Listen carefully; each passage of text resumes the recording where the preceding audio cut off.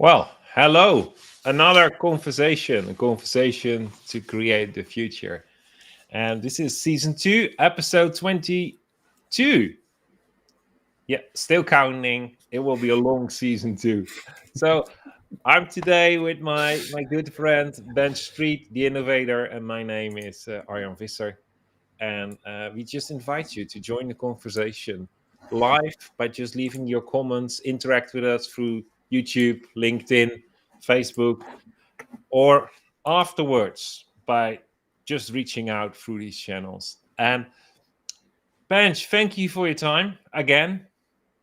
I really appreciate having this conversation, ongoing conversation, like at least once a month. And I'm really enjoying it. So thank you for your time. And yeah, last week we didn't have a podcast, video, live call because we did the challenge, Own Your Future. And it was an exciting one.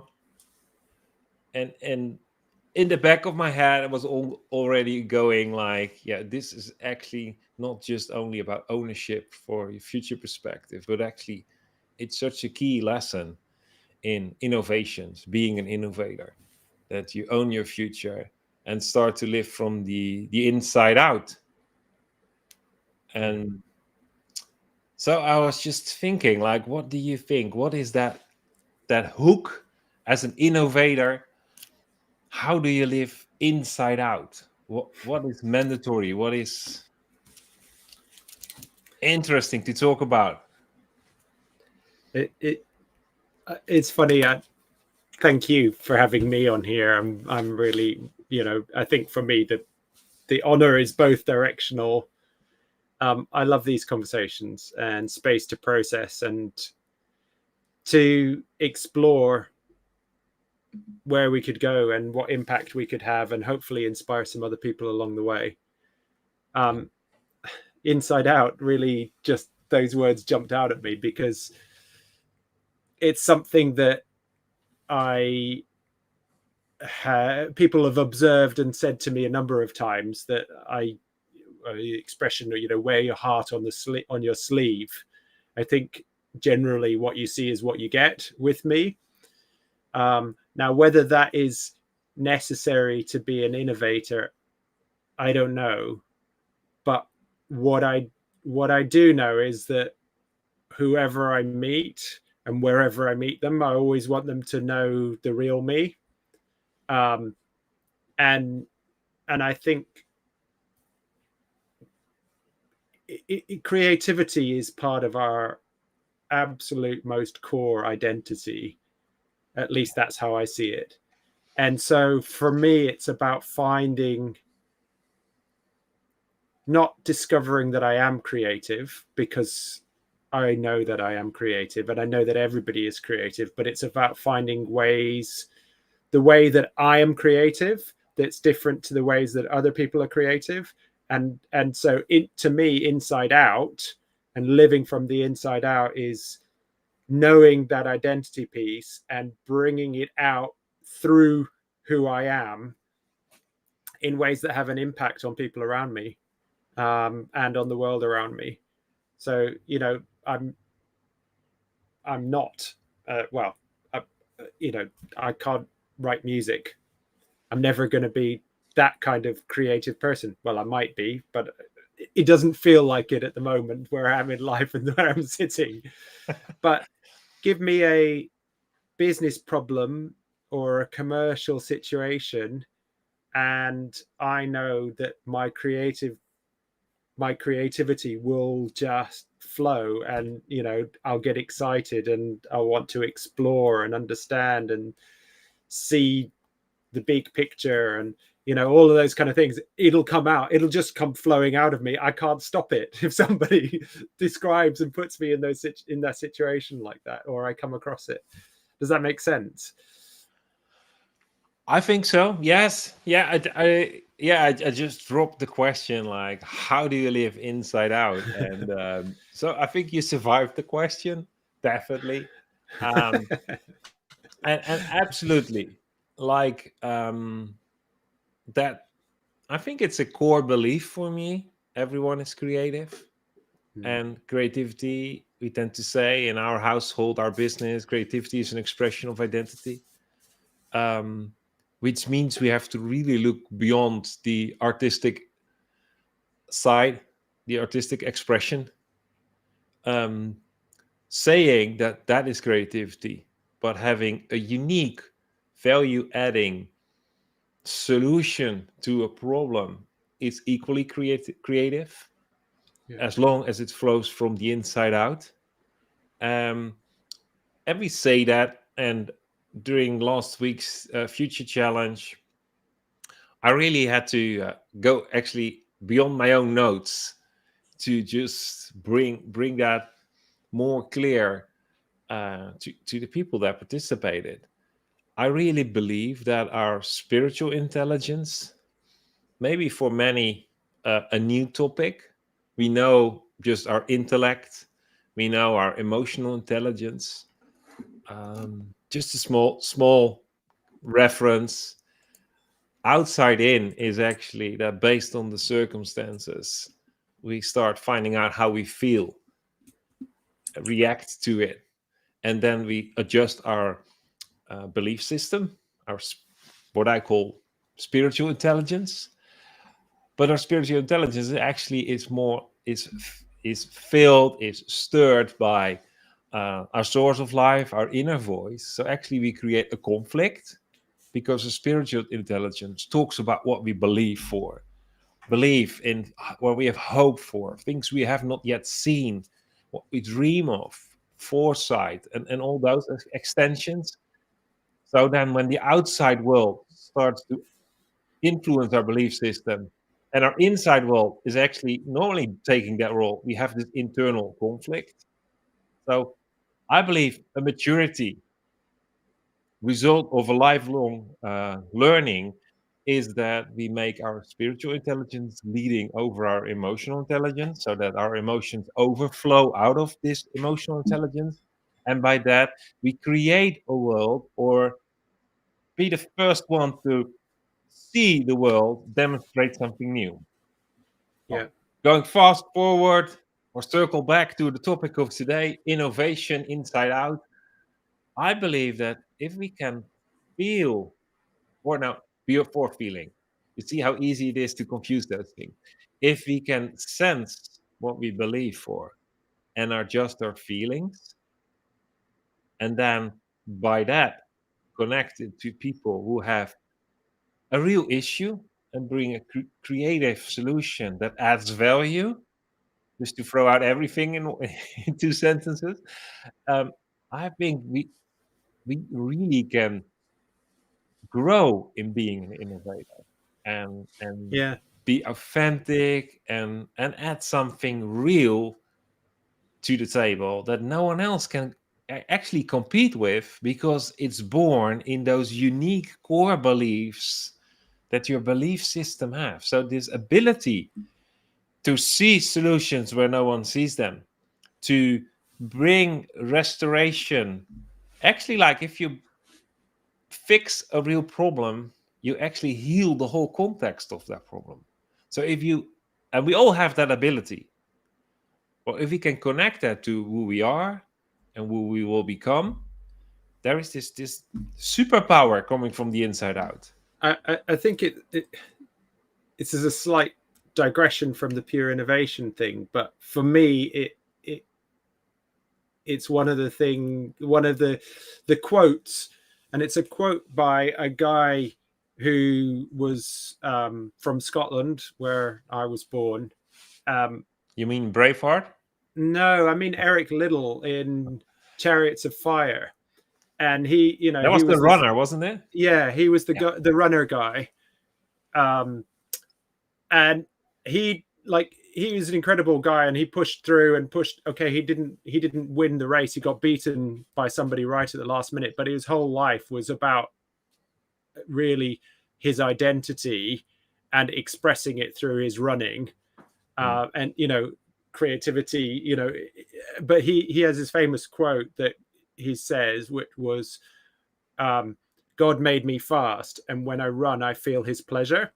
And for me, it's that link between he knew who his identity was as being made fast, and that whole belief drove his whole, his whole life and his whole being. And I've got friends who are Paralympic athletes, and I see the similar thing in them. They know that part of their identity is to perform incredible things, and therefore they just plow everything into it, and out of it flows this expression.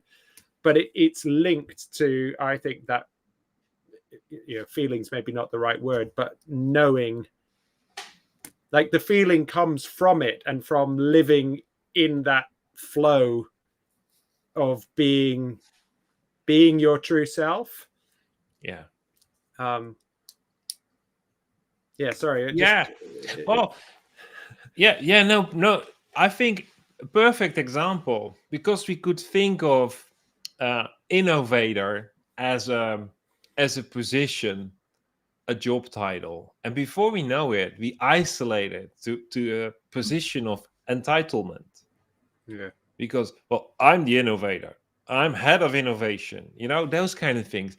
But if we are honest, it is a human capability when developed well.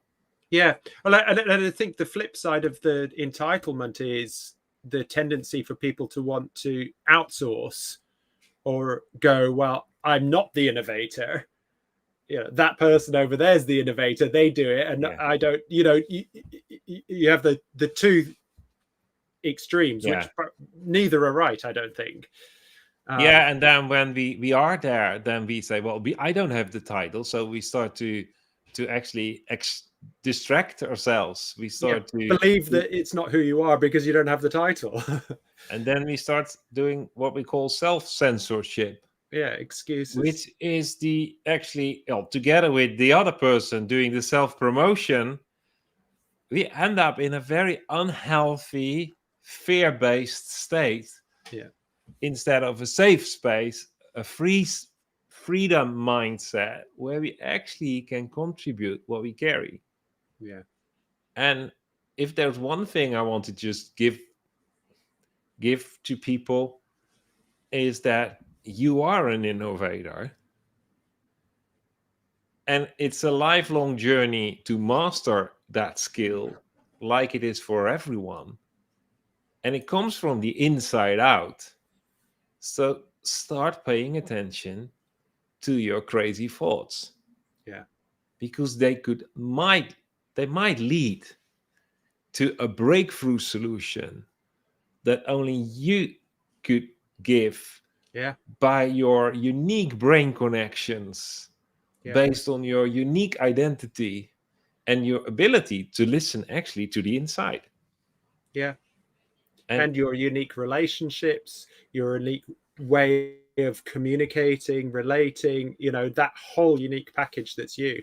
And it's funny, I know you've titled me on our calls the Innovator, but I don't, it's not a title I give myself because of exactly the conversation that we've just had. I want to be an innovation accelerator because I want to help other people accelerate and learn and master some of, not that I'm already a master, but some of what I've learned already about how to bring out that innovation side from what's inside me. And I think that's from what I know of you, it's probably the same for you as a futurist, right? My the biggest satisfaction I get out of the whole future stuff is actually equipping others to futurize themselves. And I know that's similar to your heart. Like you call yourself an accelerator, an innovation accelerator, something like that. I don't something know. like that in that corner. I can try it another 3 times. But you are an innovator. Just by saying I want to accelerate the innovation with others, within others, for others, by others, that makes you an innovator. Yeah. Yeah. And it's the same with on my end. Yeah.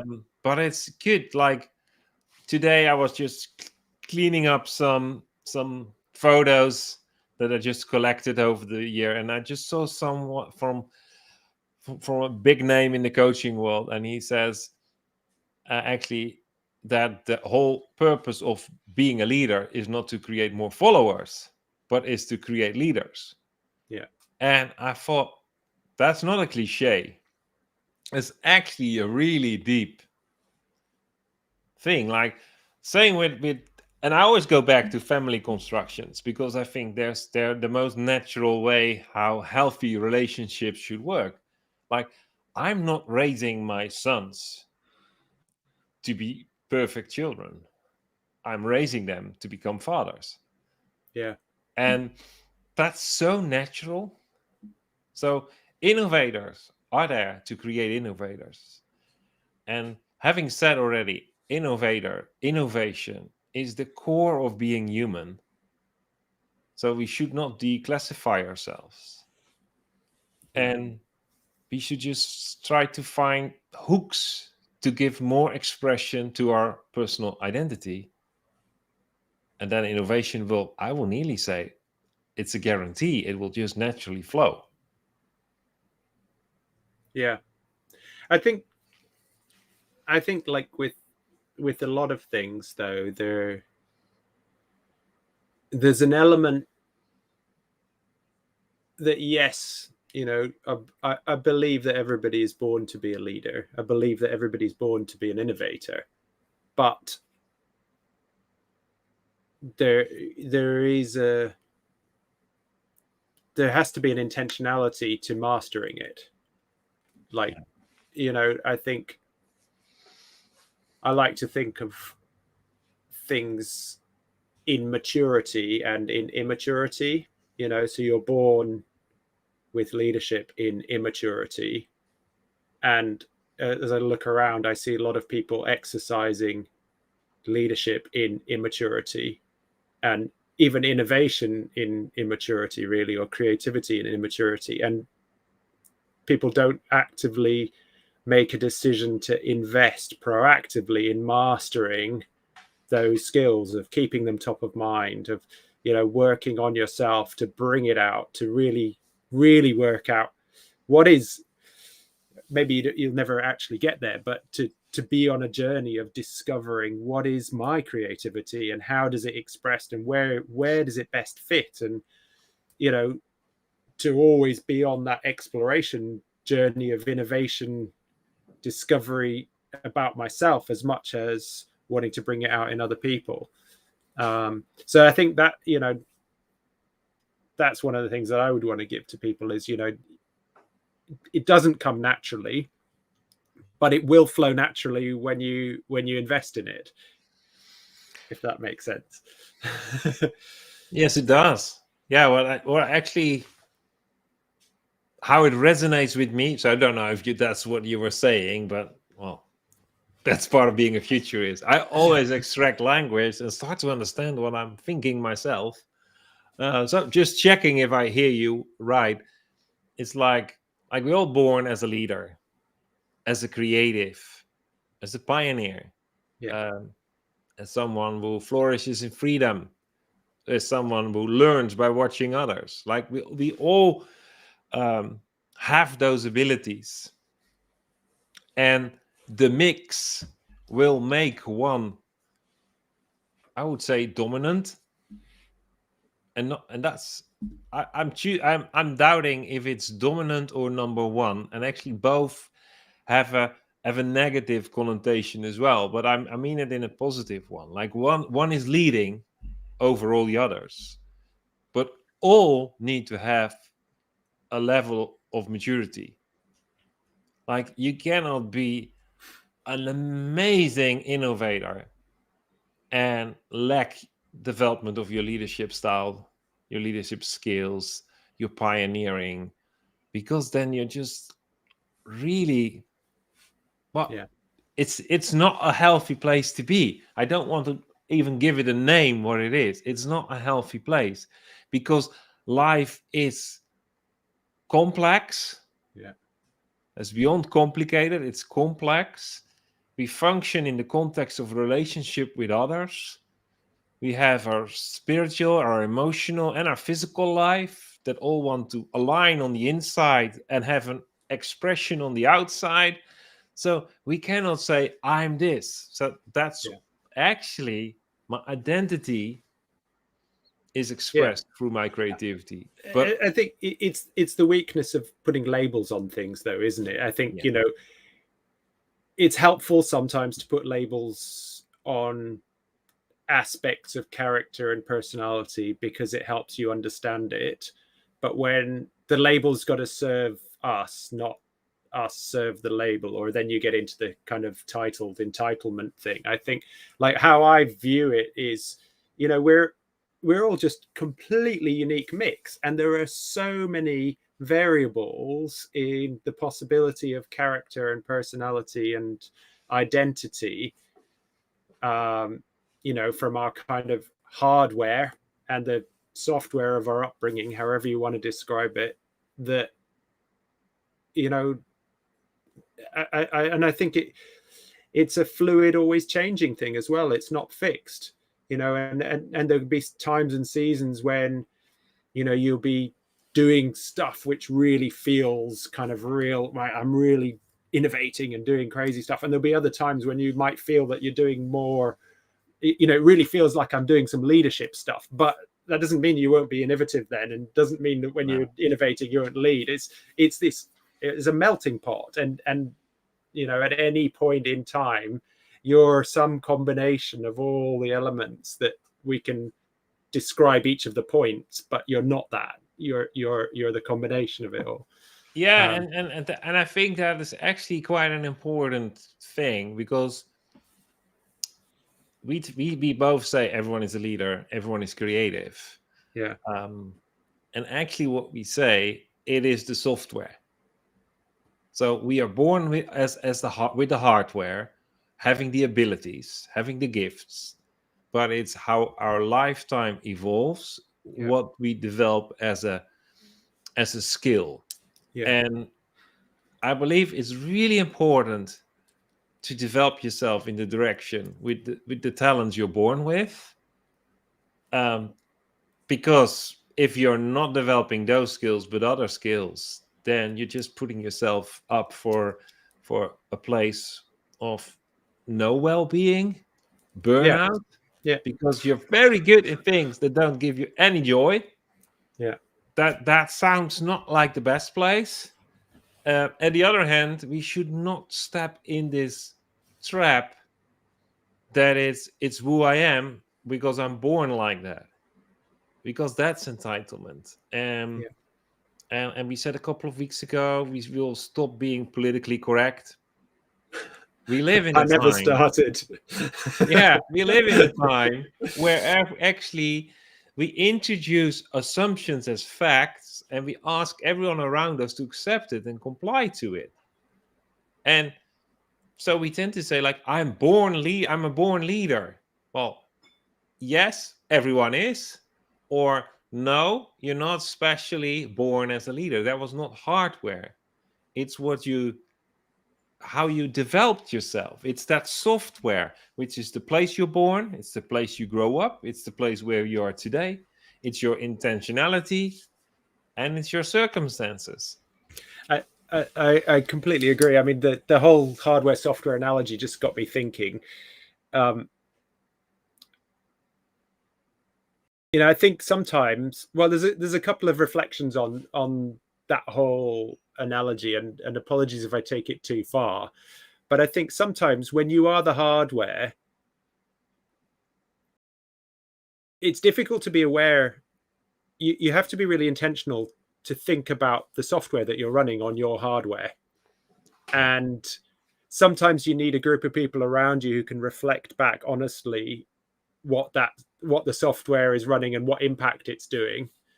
But I think as well, it's interesting, if you're not intentionally working on your software, upgrading your software, like any computer system, a piece of hardware, there could be other people who want to use your hardware and run their own bit of software on it.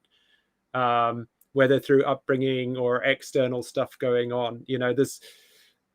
And if you really want to grow and develop your software and develop your overall system as a person, your identity, you got to clean up some of the get rid of some of the software that you might have had installed so that you can upgrade and move forward. And it's an interesting picture around identity and things, and that whole moving towards, I want to be moving towards maturity, or more greater maturity in, or mastery, or whatever wording you want to use it in the things that I know that my hardware was built for, and make sure that the software and everything that I'm running on it is kind of aligned. I work out who my identity is, and work as much of my time and energy into doing that and building on that. And I think the reason is that when I know that I'm operating in that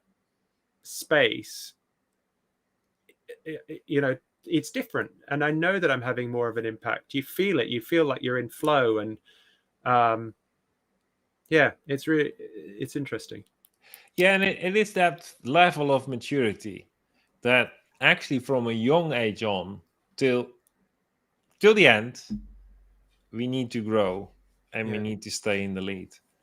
Like, we need to lead ourselves. We need to own our own software, our software of the mind, the heart, or someone else will do it. And it just reminds me, like my first job after I finished my nearly say education or study. Well, I'm still doing that, but just my formal diploma. When I did that, I remember the first 3 days at the new job, we had this, it was amazing. But when I look back to it, we called it like being painted blue. So now it was like we all got this software upgrade to represent some corporate brand. Yeah. And now I think, and we all loved it, but it took me years to debug my operating system, my software, and get some really weird stuff out. And it also gave me elements that I didn't want to let go. And it's like 25 years ago. I'm not that old. 20, 22, 23 years. And I still meet people. And then we find out that we were also in the late 90s working for that business. And we just can connect on topics of that. So that software upgrade was actually quite influential. But I needed more maturity back then to actually evaluate what was projected on me before I just accepted it. And afterwards, like, it was not that there was serious damage or any mental defects left from it. I think, I don't know actually, but in general, I felt like that's, of course, actually quite an arrogant position, a self-promoting position of the big corporation, to actually all give us a software upgrade without helping us to evaluate it, accept it. And we actually live in an age right now where there's an ongoing flow of small pieces upgrading our mindset, our software, which we don't even evaluate. Well, if you want to use another computer terminology, it's the old garbage in, garbage out. I think that. Yeah, if you think of media and the narratives and things, if that's what you're running on your software and running through your hardware, it will stick some of it, and it will change you. And I think there's an intentionality about what do you feed yourself and what do you put in. And which I think, especially so, coming back to the innovation thing, I know for me, my ability to think creatively and to come up with innovative solutions is less effective when my head is just full. Whether it's work or whether it's narratives or whatever, if it's full, there's less ability. But if it's full of kind of stressful stuff, then there's even less ability. Like, if it's full of rubbishy stuff, that is ultimately kind of trying to suppress individual identity or attack it or whatever, that all those things kind of limit ability to be creative. So I think, back to the intentionality, there's often to people who might want to step out more in their innovation or creativity. There's an intentionality to create space, in mental space, physical space, to be creative in. Absolutely. I just want to really give another example to highlight this, the importance of creating mental and physical space. What we as a human tend to do is actually bring everything to conclusion, try to simplify things, get agreement on what the real definition is. So actually what we do is always converting on everything. Do you mean converging? Converging, sorry. That's okay. Yeah. The subtitles were auto-corrected. Converging. And yeah. And actually we tend to do it in everything, which leads actually to eliminate uniqueness, hooks, mental new thoughts. Actually, it takes off detail and it generalizes it to something that we even think will be predictable and repeatable. Yeah. Well, innovation, creativity, pioneering, leadership, ownership, just any ship, I would say, is all about space. If you want to go on the water, you don't want to see a narrow channel. You want space. Yeah. To go freely. There's room for error. There's room for learning. There's room for mistakes. There's room for exploring something new. So if I want to say something smart, I need first to create physical and mental space. Simply, I could engineer it. Like this conversation, we didn't engineer it. We didn't script it. We do that on purpose. So we can divert any direction and don't get stuck in our own mental tunnels, our own narratives. Yeah. So we say something and we inspire each other, and then we just build on top of it. And before we know it, we say something we've never said before. You're like, oh, that was good. That was clever. Who said that? And hearing yourself speak is part of your learning journey, your learning curve. So, and it's all about diverging instead of just trying to simplify things. And we know we have all those famous quotes from Einstein and the rest of the gang who said that never leads to something. But we tend to do it on a daily basis. We want to bring things under control, make it repeatable, predictable, and then try to improve it. But there is an application for that, definitely. But generally in life, by moving forward, it's actually about not engineering it based on what we know, but exploring the new. Yeah. I was reflecting with a friend earlier today. I think one of the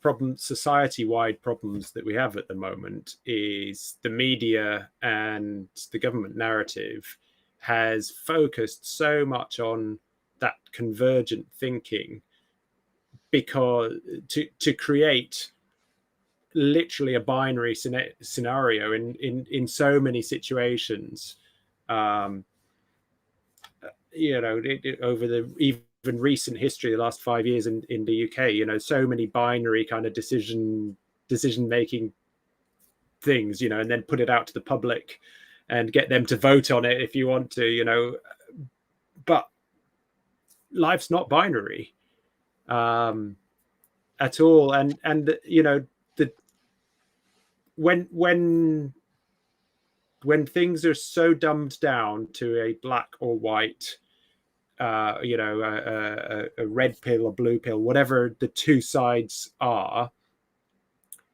and then people have to kind of forced to put themselves in one camp or other, you end up, people pitting themselves against each other who actually probably agree on 95% of things.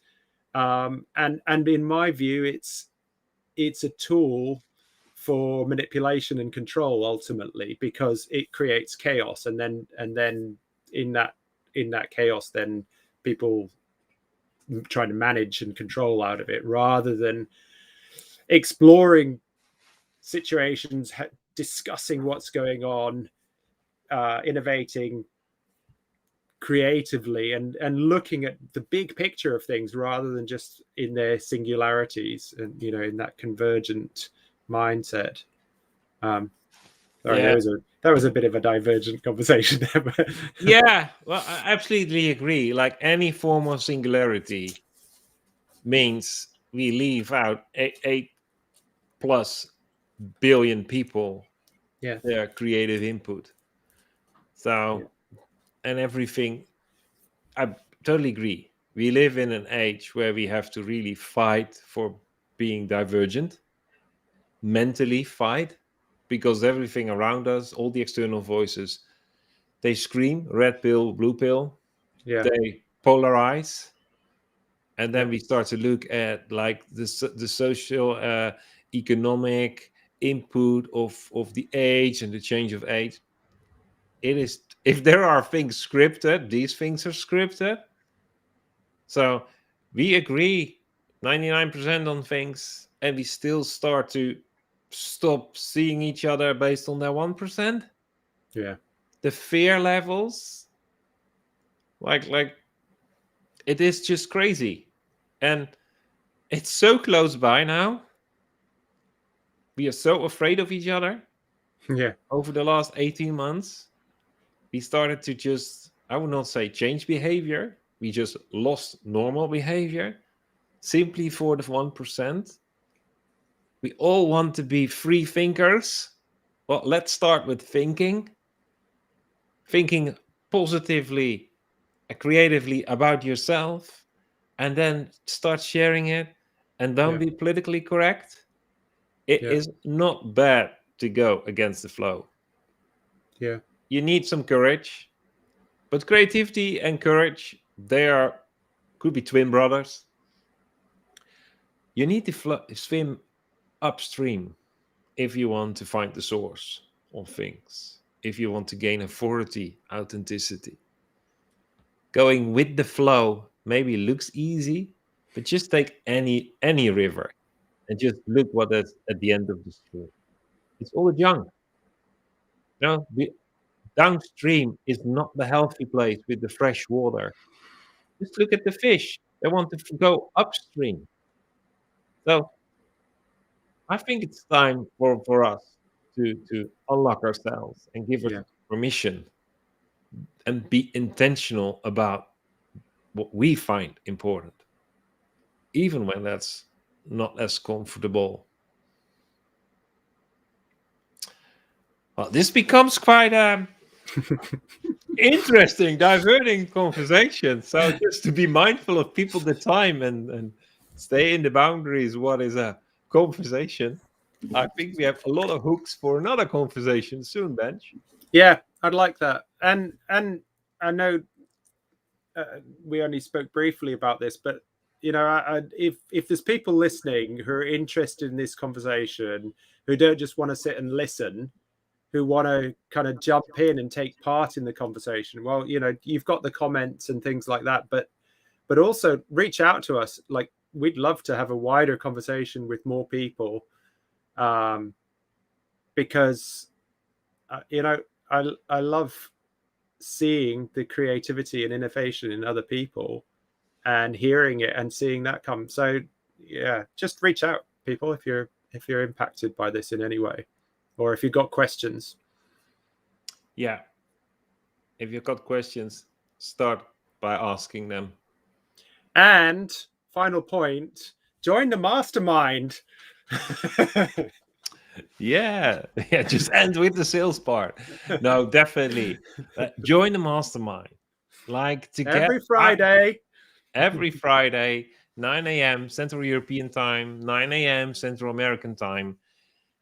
There's this group of creatives, innovators, pioneers, entrepreneurs, owners, managers that come together and recognize their need to process things externally and have pushback from people. How does it sound? Is it authentic? Does it sound like me?